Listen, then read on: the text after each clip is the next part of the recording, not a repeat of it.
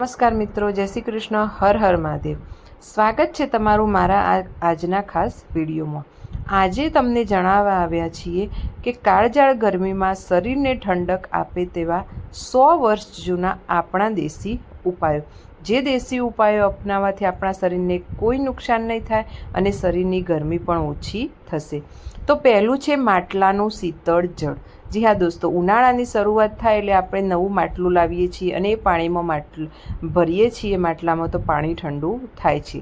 જે ફ્રીજનું બરફવાળું પાણી રોજ પીવામાં આવે તો તે બંધ કરી દેવું જોઈએ અને તેની જગ્યાએ માટલાનું પાણી જ પીવું જોઈએ।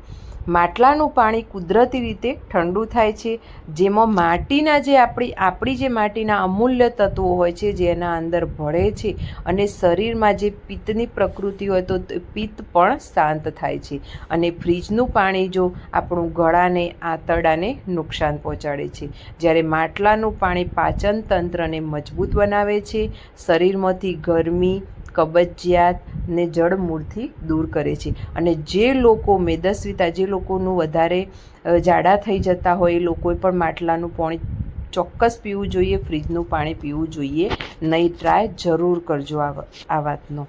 કાચી કેરીનો બાફલો। જી હા દોસ્તો, આમ પન્ના જે અત્યારે બહુ જ ફેમસ છે। ગરમીના દિવસોમાં લૂથી બચવા માટે કાચી કેરીને બાફી દેવાની અને તેમાં શેકેલું જીરું, ફુદીનો નાખી અને તેનું શરબત બનાવીને પીવું જોઈએ। આ શરબત આપણા વડીલો રોજ બપોરે પીતા હતા, જેથી શરીરમાં પાણીની ક્યારેય કમી થશે નહીં। અને વિટામિન સી, જે કેરીમાં વિટામિન સી હોય છે જેનાથી રોગપ્રતિકારક શક્તિ વધે છે અને ઉનાળામાં જે તાવ આવે છે, લૂ લાગે છે, શરદી થતી હોય છે તો એ થતી નથી। અને મિત્રો, ઘરની બહાર નીકળતા પહેલાં આ શરબત ચોક્કસપણે પીવું જોઈએ અને જેથી તમને પણ ક્યારેય લૂ લાગશે નહીં। પછી છે વરિયાળી અને સાકરનું શરબત। જી હા દોસ્તો, આપણે રોજ સાંભળીએ છીએ કે વરિયાળી અને સાકરનું શરબત પીવો તો આપણને ગરમી ઓછી થશે। તો ગરમીના કારણે જો કોઈને પેશાબમાં બળતરા થતી હોય, રોજ રાત્રે વરિયાળી અને દેશી સાકરને પાણીમાં પલાળી દેવી અને સવારે આ પાણીને બરાબર વરિયાળીને મસળી અને ગાળી અને આ પાણી પી જવાનું। વરિયાળીની તાસીર એકદમ ઠંડી હોય છે, જેમ તમારા મગજને પણ શાંત રાખે છે અને ઉનાળામાં વારંવાર લાગતી તરસ છીપાવવાની સમસ્યામાં પણ કામ આવે છે। અને વરિયાળી શરીર માટે એકદમ સારી છે। જો તમારા બાળકોને પણ ગરમીનું કોઠો હોય તો તમે પીવડાવી શકો છો। પછી છે તકમરિયા। જી હા દોસ્તો, આપણે લીંબુ તકમરિયાનું શરબત પીતા હોઈએ છીએ। તો તકમરિયાના બીજનું સેવન ઉનાળામાં સંજીવની બુટી સમાન છે। જી હા દોસ્તો, 1 ચમચી તકમરિયા લઈ લેવાના, પાણીમાં પલાળી રાખવાના અને જ્યારે તે ફૂલીને જેલ જેવા બની જશે ત્યારે તેમાં થોડું લીંબુ શરબત નાખવાનું, અથવા તો ગુલાબનું શરબત તમને ભાવતું હોય તો તે પણ નાખી શકો છો। અને આ બીજ પેટની જે ગરમી હશે તમારી એ ખેંચી લેશે। તમારા વાળ માટે પણ તકમરિયા બહુ જ સારા છે અને ચહેરા પર ઘણીવાર લોકોને ગરમીને કારણે ફોડલી થતી હોય, ખીલ થતા હોય તો એમાં પણ તમને બહુ રાહત આપે છે। તો આ શરબત પણ ચોક્કસ પીવાનું। પછી છે દેશી ડુંગળીનો અકસીર પ્રયોગ। જી હા દોસ્તો, આપણે સાંભળીએ છીએ કે ડુંગળી ઉનાળામાં ખાવી જોઈએ, બહુ સારી। તો ઉનાળાના સમયે બહાર જતા હોઈએ ત્યારે ખિસ્સામાં કે પર્સમાં એક નાની ડુંગળી અચૂક રાખવી જોઈએ। આપણા ઘડિયાઓ કહેતા હતા કે ડુંગળી પોતાની અંદર આજુબાજુની ગરમી શોષી લે છે। જી હા દોસ્તો, અને જેના કારણે આપણને લૂ લાગતી નથી। આ ઉપરાંત તમે બપોરે ભોજનમાં કાચી ડુંગળી અને કાચી કેરીનું સલાડ પણ ખાઈ શકો છો, જે તમને લૂ લાગવામાંથી બચાવી શકે છે। જો તમારા બાળકો, તમારા ઘરમાં બધા બહાર જતા તેમને આ ચોક્કસ ખવડાવજો। પછી છે નાળિયેરના પાણીનો કુદરતી ખજાનો। જે નાળિયેરનું પાણી આપણે કહીએ છીએ એક ભગવાને આપેલી અમૂલ્ય ભેટ છે કે જો તમે સવારના સમયે ખાલી પેટે 1 નાળિયેરનું પાણી પીવો છો તો તમારે એના અંદર જે મિનરલ્સ હોય છે તે તમારા પેટ માટે, તમારા શરીર માટે ઉત્તમ છે। અને જે પરસેવો, હીટ વેવના કારણે ક્ષારોની જે આપણા શરીરમાં પૂરતી અસર જે હોય છે તે પૂરી કરે છે અને આનાથી શરીરમાં જે થાક, અશક્તિ, ચક્કર આવવા આ કાયમ માટે દૂર થઈ જાય છે। અને તમારી જી હા દોસ્ત, ત્વચા પણ એકદમ તાજી અને ચમકદાર બને છે. તો આ નાળિયેરનું પાણી આ ઉનાળામાં ચોક્કસ પીજો. પછી છે છાશ અને શેકેલા જીરાનો પ્રયોગ. જી હા દોસ્તો, બપોરના ભોજનમાં આપણે એક ગ્લાસ તાજી અને મોડી છાશ શેકેલું જીરું નાખી અને ચોક્કસ પીવી જોઈએ, કેમ કે છાશ જે ઉનાળામાં પાણીની જે કમી હોય તે પૂરી કરે છે. છાશમાં જે બેક્ટેરિયા હોય છે તે આપણા આંતરડામાંથી ખરાબ વસ્તુ નીકાળી દે છે અને આપણા આંતરડાને મજબૂત બનાવે છે. અને જીરું જે છે આપણી પાચન શક્તિને મજબૂત બનાવે છે. એટલા જ માટે દોસ્તો, પાણીની કમી પણ દૂર થશે. માટે પાચનતંત્ર મજબૂત કરવા માટે છાશ અને જીરાનો પાવડર મિક્સ કરીને ચોક્કસ પીજો. પછી છે ચંદન અને ગુલાબજળનો લેપ. ઉનાળામાં આકરી ગરમીના કારણે ચહેરા પર હાથ કાળા પડી ગયા હોય તો શુદ્ધ ચંદનના પાવડરમાં થોડું ગુલાબજળ ઉમેરી પેસ્ટ બનાવી લો અને આ પેસ્ટને ચહેરા અને ગરદન પર અડધો કલાક લગાવી રાખવી.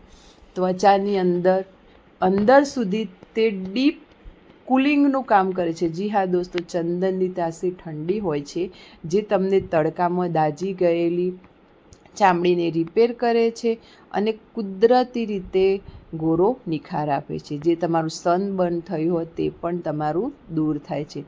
તો તમે આ પ્રયોગ ઉનાળામાં કરી શકો છો. ફુદીનાનો તાજગીભર્યો ઉપયોગ. આપણે જાણીએ છીએ કે ફુદીનો આપણા શરીર માટે બહુ સારો છે. તો ગરમીમાં પેટ ફૂલી જવું, ઉલટી, ઉબકા આવવાની સમસ્યા થતી હોય તો તાજા ફુદીનાના પાનની ચટણી બનાવો અને ભોજનમાં સામેલ કરો. ફુદીનાના પાનને પાણીમાં ઉકાળી લો અને પાણી ઠંડુ થાય તો આખો દિવસ તમે એ પાણી પણ પી શકો છો. અને ફુદીનો જે છે આપણે જઠરાગ્નિને પ્રદીપ્ત કરે છે અને પેટમાં થતી તમામ ગરમી શાંત કરે છે. તો શરીરને અંદરથી એકદમ શીતળતા પ્રદાન થાય છે. અત્યારે જે આપણે પીણા કહીએ છીએ શરીર માટે ઠંડક આપવા માટે છે, એટલા માટે દરેકે જરૂર ટ્રાય કરવો જોઈએ. કોઈ પણ એક કરી શકો તો પણ વાંધો છે નહીં. ગળોનો ઉકાળો. ઉનાળામાં પણ જરૂરી. ઘણા લોકો એવું માને છે કે ગળો માત્ર શિયાળામાં જ લેવાય, પણ ઉનાળામાં આવતા વાયરલથી બચવા માટે ગળો લઈ શકાય છે. અઠવાડિયામાં 2 વાર રાત્રે ગળોને ઉકાળી પીવાથી શરીરની ઇમ્યુનિટી પણ વધે છે. ઋતુ બદલાવાને કારણે થતા અનેક પ્રકારના ઇન્ફેક્શનમાં પણ બચી શકાય છે અને બીમારીઓથી આપણને દૂર રાખે છે.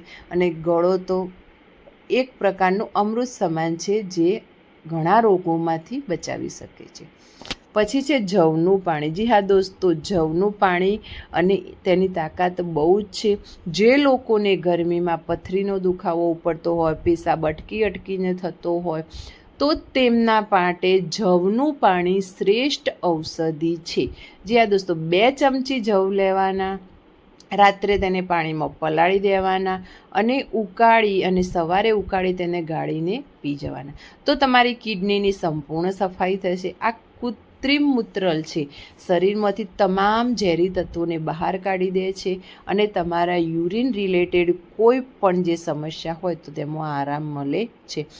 તો જવનો પ્રયોગ પણ કરી શકાય છે. જે અમુક વાર લેડીઝને થતું હોય, પાણી ઓછું પીવામાં આવ્યું હોય તો એમને પછી પેશાબમાં બળતરા થતી હોય તો તમે આ પ્રયોગ કરી શકો છો.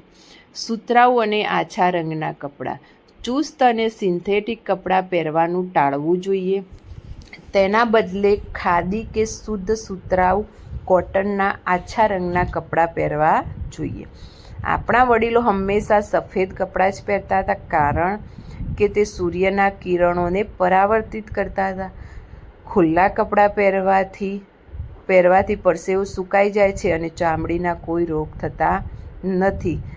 એટલા જ માટે ઉનાળામાં હંમેશા ખુલ્લા કપડાં બાળકોને પણ પહેરાવવા જોઈએ, જેથી ચામડીના કોઈ રોગ થાય નહીં. આંખોની બળતરા. આંખોની બળતરા માટે આપણે ઘણીવાર જોઈએ છીએ કે કાકડીનો પ્રયોગ અક્ષીર છે. તો ગરમી અને ધૂળના કારણે જો આંખો લાલ થઈ જતી હોય, બળતરા થતી હોય તો તાજી કાકડીના ગોળ સ્લાઇસ કાપી અને તમારી આંખો પર 15 મિનિટ માટે મૂકી શકો છો. અને તેનાથી તમારી આંખોની નસો તરત જ આરામ આપે છે અને આંખોની આસપાસ જો કાળા કુંડાળા થયા હોય તો તે પણ દૂર થાય છે, આંખોની રોશની વધે છે. તો ઉનાળામાં જ્યારે સૂવો ત્યારે 15 મિનિટ તમારી આંખો પર આ મૂકી શકો છો, કાકડીની સ્લાઇસ. તળેલા અને મસાલેદાર ખોરાકનો ત્યાગ. જી હા દોસ્તો, ઉનાળાની ઋતુમાં પાચન શક્તિ કુદરતી રીતે મંદ પડી જાય છે. જેમ શિયાળામાં આપણે કહેતા હોઈએ છીએ, વડીલો પણ કહેતા હતા કે શિયાળામાં પાચન જલ્દી થઈ જાય છે, એવી જ રીતે ઉનાળામાં પાચન જલ્દી થતું નથી. તો જો આપણે વધારે તળેલો, તીખો, તમતમતો ખોરાક લઈએ તો તેને પચવામાં વાર લાગે છે અને ઋતુમાં હંમેશા સાદો અને સુપાચ્ય ખોરાક જ ઉનાળામાં લેવો જોઈએ. તેથી જ આપણા વડીલો દાળ, ભાત, શાક, રોટલી જેવો સાદો ખોરાક જ ખાતા, જેના કારણે એસિડિટી હોય, હાર્ટબર્નની કોઈ પણ જાતની સમસ્યા થતી નથી. જી હા દોસ્તો, એટલા માટે ઉનાળામાં સાદો ખોરાક લેવો જોઈએ. ગોળ અને આંબલીનું દેશી શરબત. હા, આંબલીનો શબ્દ આવે દરેકના મોઢામાં પાણી આવી જાય છે, પણ આપણે જાણતા નથી કે આંબલીના પણ ઘણા બધા ગુણધર્મો છે કે જે આ સિઝનમાં જે આવે છે અને આ સિઝનમાં એને ખાવાની હોય છે, ઉનાળાની સિઝનમાં. તો જૂના ગોળ અને આંબલીનું પલ્પ બનાવી અને જો એનું પાણી પીવામાં આવે થોડું જીરું, મીઠું નાખી, તો ગ્લુકોઝની જે બોટલ આપણે ચડાવતા હોય છે ઉનાળામાં ઘણા લોકોને, એટલું કામ કરે છે. અને એના અંદર વિટામિન સી પણ હોય છે આંબલીમાં, અને ગોળમાં આયરન હોય છે, જે ઉનાળામાં તમને થાક લાગવો, ચક્કર આવવા, કાયમી સમસ્યામાંથી તમને રાહત મળી શકે છે. અને આંબલી શરીર માટે અત્યારની સિઝનમાં જે આંબલી આવે છે તે બહુ જ સારી હોય છે. લીમડાના પાનથી સ્નાન. ઉનાળામાં અતિશય જો પરસેવો થવાના કારણે શરીર પર લાલ ખોલ્લી થતી હોય તો આનાથી બચવા માટે નાવાના પાણીમાં થોડા કડવા લીમડાના પાન નાખવાના અને એ પાણીને થોડીવાર ઉકાળવાનું, અને આ જ પાણીથી જો સ્નાન કરવામાં આવે તો લીમડો એન્ટીબેક્ટેરિયલ હોવાથી ચામડીના થતા રોગોમાંથી અને ફંગલ ઇન્ફેક્શનનો નાશ કરે છે. આખો દિવસ શરીરમાંથી આવતી પરસેવાની દુર્ગંધને પણ રોકે છે. તો જી હા દોસ્તો, તમારી ચામડીનો કોઈ પણ રોગ હોય તો તમે લીમડાનો, અત્યારે તો રેડીમેડ સાબુ પણ મળે છે, તો લીમડાના સાબુથી પણ સ્નાન કરી શકો છો, જેથી ચામડીની સમસ્યા થશે નહીં. પગના તળિયે દેશી ઘીની માલિશ. જો રાત્રે સૂતા પહેલાં તળિયે દેશી ઘીની અથવા તો કાંસાની વાટકીથી માલિશ કરશો તો તમારી જૂની પરંપરા ઉનાળામાં ખૂબ જ ફાયદાકારક છે. પગના તળિયે આપણા શરીરના તમામ નર્વના પોઈન્ટ જે હોય છે, જેથી માલિશ કરવાથી આખા દિવસની ગરમી અને થાક બહાર નીકળી જાય છે, મગજ એકદમ શાંત થઈ જાય છે અને રાત્રે તમને ઊંઘ પણ સારી આવે છે. તો જે લોકોને પગના તળિયા બળતા હોય, દુખાતા હોય, એ લોકોને તજા ગરમી એમને ગાયના ઘીની માલિશ કરવી જોઈએ. સત્તુનો શરબત. આપણે આપણા ગુજરાતમાં નહીં પણ ઉત્તર ભારતમાં ઉનાળામાં સત્તુને સુપરફૂડ માનવામાં આવે છે, જેમાં શેકેલા ચણાના લોટ હોય છે. શેકેલા ચણાને શેકી તેનો લોટ બનાવી તેમાં જીરું, મીઠું, લીંબુ નાખી અને તેનું પીણું બનાવવામાં આવે છે, શરબત જેવું, જે શરીર માટે અત્યંત સારું હોય છે, કેમ કે ચણામાં પ્રોટીન હોય છે, જે પેટને લાંબો સમય સુધી ભરેલું રાખે છે. અને ઉનાળાની સવારના નાસ્તામાં જો સત્તુ લેવામાં આવે તો આખો દિવસ તેમને ઉર્જા પ્રદાન થાય છે. એટલા માટે સત્તુનું શરબત ઉનાળામાં સારું. પછી છે તરબૂચ અને ટેટીનો ઉપયોગ.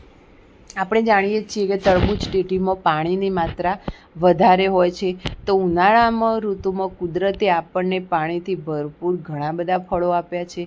તો જેમાં ટેટી છે, તરબૂચ છે, તો જેમાં 90% પાણી હોય છે. તો આ જે શરીરને હાઇડ્રેટ રાખે છે, કિડનીની સફાઈ કરે છે. જો કે ધ્યાન રાખવું કે આ ફળો ખાધા પછી પાણી ઓછું પીવું જોઈએ, ને તો ઘણા લોકોને આડઅસરના કારણે શરદી કે પેટમાં દુખાવો થતો હોય છે. પછી બીલીપત્રના ફળનું શરબત. જી હા દોસ્તો, આપણા ગુજરાત નહીં પણ દિલ્હી બાજુ ભગવાન બીલીને આપણે જે બીલીપત્ર અર્પણ કરીએ છીએ, તો બીલીપત્રના ઉનાળામાં પેટની બીમારીઓ માટે રામબાણ ઇલાજ છે. આ બીલીપત્રના ફળ આવતા હોય છે, જે પાકી ગયા પછી તેનું પલ્પ નીકાળવામાં આવે છે અને પલ્પને મસળી અને તેનું શરબત બનાવવામાં આવે છે. તો જે આંતરડામાં જામેલો હશે જૂનો કચરો તે પણ નીકાળી દે છે અને ગરમી સામે રક્ષણ આપે છે. જેમ ઉનાળામાં ઘણા લોકોને ઝાડા વોમિટ થઈ જતી હોય છે તો એના સામે બહુ જ રક્ષણ આપે છે. તો ઘણા બધા આયુર્વેદિક ઉપાયોના ફાયદા છે અને શરીરને શીતળતા પણ ઠંડક પણ પ્રદાનદિલી કરે છે. અગાસીમાં કે ખુલ્લી હવામાં સૂવાની આદત. જૂના સમયમાં વડીલો રાત્રે તારા ગણતા ગણતા જોતા જોતા અગાસીની નીચે સૂઈ જતા હતા. એસીની હવા જે કુદરતી ઠંડક કહેવાય છે તે તમને સાંધાના દુખાવા, શરદી થઈ શકે છે, જ્યારે રાતની કુદરતી ઠંડી હવા ફેફસાને પણ મજબૂત બનાવે છે. ખુલ્લામાં સૂવાથી શરીરને શુદ્ધ ઓક્સિજન મળે છે, જેનાથી માનસિક તણાવ પણ ઘટે છે અને સવારે જ્યારે આપણે ઉઠીએ છીએ ત્યારે તાજગીનો અનુભવ થાય છે. એટલા જ માટે જ્યારે આપણે નાના હતા ત્યારે બહાર ઊંઘતા તો સવારે એકદમ ફ્રેશ હતા. અત્યારે એસીમાંથી ઉઠીને પણ લોકો કેવા હોય છે? થાકેલા જ હોય છે. કેમ કે કુદરતી કોઈ પણ વસ્તુ એ કુદરતી હોય છે, જેના ગુણ અત્યારે દેખાતા નથી. રાત્રે કાળી દ્રાક્ષ પલાળી. જે બહેનોને ભાઈઓને વારંવાર નસકોરી ફૂટતી હોય, નાકમાંથી લોહી પડતું હોય, તેમના માટે સૂકી અને કાળી દ્રાક્ષ એ અમૃત સમાન છે. 10-12 સૂકી દ્રાક્ષ લેવાની, તેને રાત્રે પાણીમાં પલાળી દેવાની અને સવારે આ પાણી પી લેવાનું. આ પ્રયોગથી શરીરમાં લોહી પણ વધે છે. કાળી દ્રાક્ષ એના કારણે ગરમીથી પણ બચી શકાય છે અને જેને નસકોરી ફૂટવાની સમસ્યા હોય તે પણ રાહત મળે.